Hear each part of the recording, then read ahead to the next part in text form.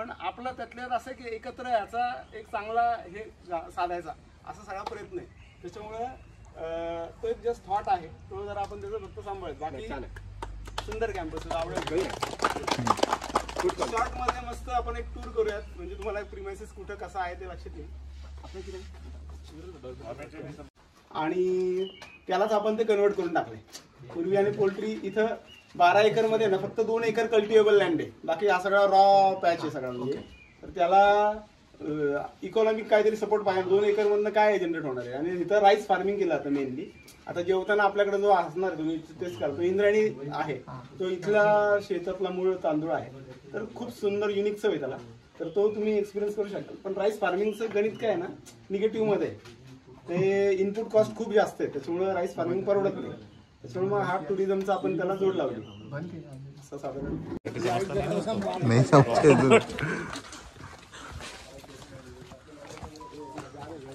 Okay, तर महत्वाचं म्हणजे आमचं नाव सांगायचं राहून गेलं. विक्रांत महेंद्रकर आणि माझं नाव राहुल जगताप.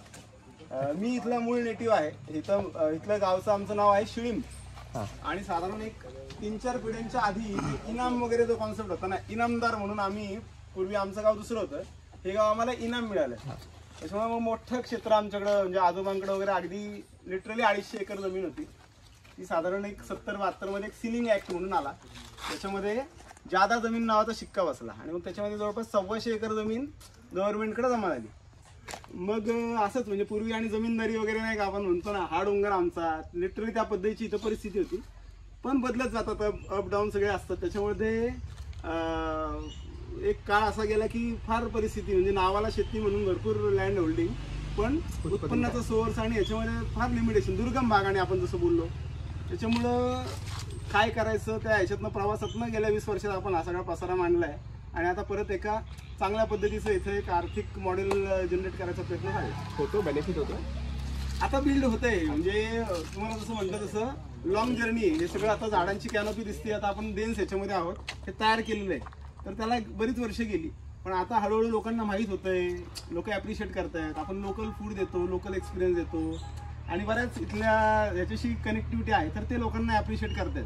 म्हणजे अगदी शेजारी 5 स्टार प्रॉपर्टी आहे हिल्टन, तिथे राहणारी बरीच लोक जेवायला इकडे येतात किंवा एक रुरल एक्सपिरियन्स घ्यायला आवर्जून इकडे येतात. असं सुरू झालंय, तर ते बिल्ड होते.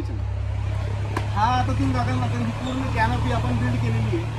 आणि मिक्स क्रॉपिंग आहे. जंगलामध्ये आपण गेलो ना, तर तिथं कुठेही असं एकाच टाईपचं झाड जनरली दिसत नाही. मिक्स असतं, वेली असतात, वेगवेगळी झाडं असतात, छोटे गवतं असतात.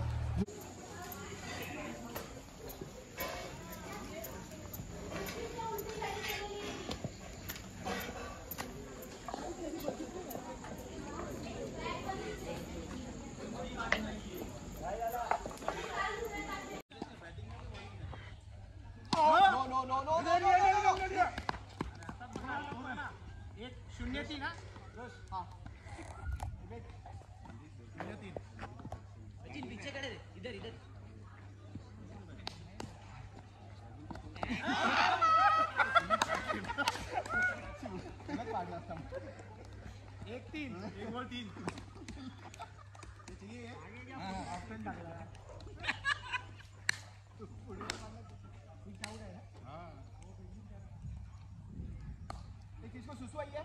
ये मारेगा? ये किधर छुप रहा है? बोल 3. आप बैठे आप.